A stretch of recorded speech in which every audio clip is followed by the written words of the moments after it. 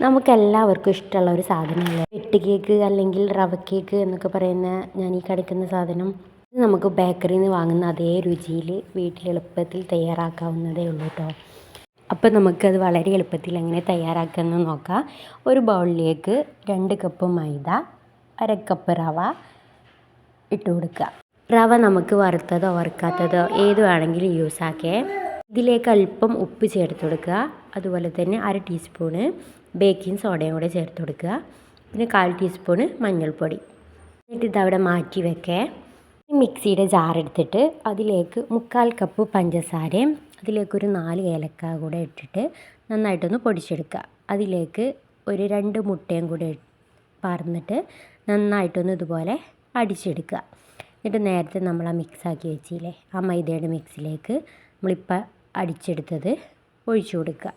എന്നിട്ട് നടുഭാഗം ഒരു കുഴിയായിട്ട് അതിലേക്ക് ഒഴിച്ചു കൊടുത്താൽ മതി.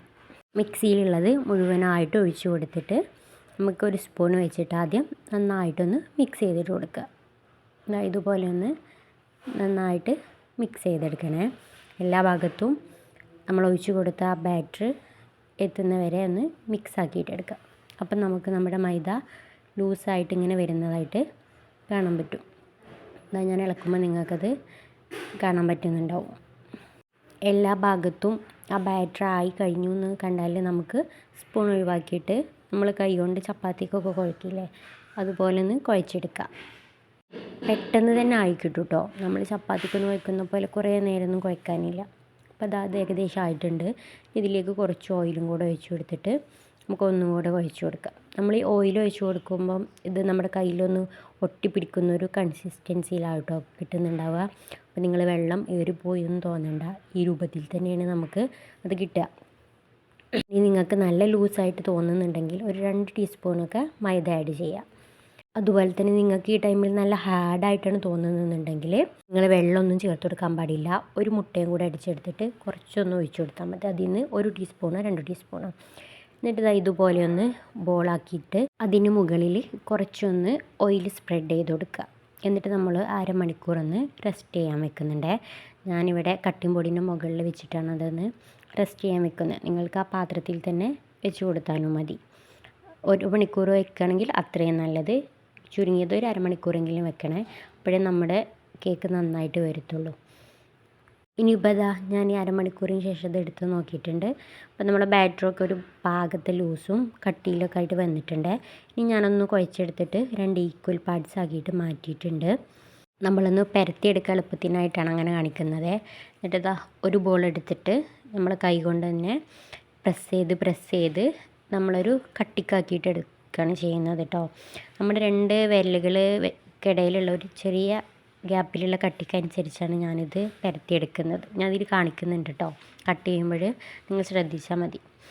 എന്നിട്ട് അതിൻ്റെ സൈഡ് ഭാഗമൊക്കെ ഒന്ന് ലെവൽ ചെയ്തിട്ട് നമുക്ക് ആവശ്യത്തിനുള്ള വലുപ്പത്തിനനുസരിച്ച് നമുക്ക് കട്ട് ചെയ്തെടുക്കാവുന്നതാണ്. ഞാനിവിടെ ചെറിയ കേക്കാണ് ഉണ്ടാക്കിയെടുക്കുന്നത്. അപ്പോൾ ഞാൻ ചെറിയ ചെറിയ പീസുകളായിട്ടാണ് കട്ട് ചെയ്തിട്ട് എടുക്കുന്നത്. കട്ട് ചെയ്യുമ്പം നമ്മൾ അതിൻ്റെ കത്തിമേ കുറച്ച് ഓയിലാക്കി കൊടുക്കണേ, എന്നാൽ തമ്മിൽ ഒട്ടിപ്പിടിക്കില്ല കേട്ടോ. അതുപോലെ തന്നെ നിങ്ങൾ ഇത് പരത്തിയെടുക്കുന്ന ടൈമിലും കട്ടിംഗ് ബോർഡിൽ ആദ്യം ഓയിൽ തേച്ചിട്ട് വേണേൽ നമ്മൾ പരത്തിയെടുക്കാൻ വേണ്ടിയിട്ട് കേട്ടോ, അല്ലെങ്കിൽ അതിൽ ഒട്ടിപ്പിടിക്കും. അതുപോലെ തന്നെ ഞാൻ ചെറിയ ചെറിയ പീസായിട്ട് ഓരോന്നും കട്ട് ചെയ്തിട്ട് എടുക്കുന്നുണ്ട് കേട്ടോ. എന്നിട്ട് അതൊന്ന് സെപ്പറേറ്റ് ചെയ്തിട്ട് എടുത്താൽ മതി. ഞാൻ ഈ കാണിക്കുന്ന ഈ കട്ടിക്കനുസരിച്ചാണ് കേട്ടോ ഞാനിത് എടുത്തിട്ടുള്ളത്. നിങ്ങൾക്ക് കാണാൻ പറ്റുന്നുണ്ടാവും ഇതിൻ്റെ തിക്നെസ് എത്രയാണെന്നുള്ളത്. ഈ കട്ടിക്കനുസരിച്ചിട്ട് കട്ട് ചെയ്തിട്ട് എടുത്താൽ മതി. നിങ്ങൾ ആദ്യമായിട്ടാണ് ഈ ചാനൽ കാണുന്നതെന്നുണ്ടെങ്കിൽ സബ്സ്ക്രൈബ് ചെയ്യാനും ഷെയർ ചെയ്യാനും മറക്കരുതേ. ഇനിയിപ്പോൾ നമുക്ക് എല്ലാവരും ഫ്രൈ ആക്കിയിട്ടെടുക്കാം. അതിനായിട്ട് നമ്മൾ ഓയിൽ ആദ്യം നന്നായിട്ടൊന്ന് ചൂടാക്കിയെടുക്കുക. എന്നിട്ട് പറ്റ ലോ ഫ്ലെയിമിലിട്ടിട്ട് വേണം ഇത് ഓരോന്നായിട്ട് ഇട്ട് കൊടുക്കാൻ.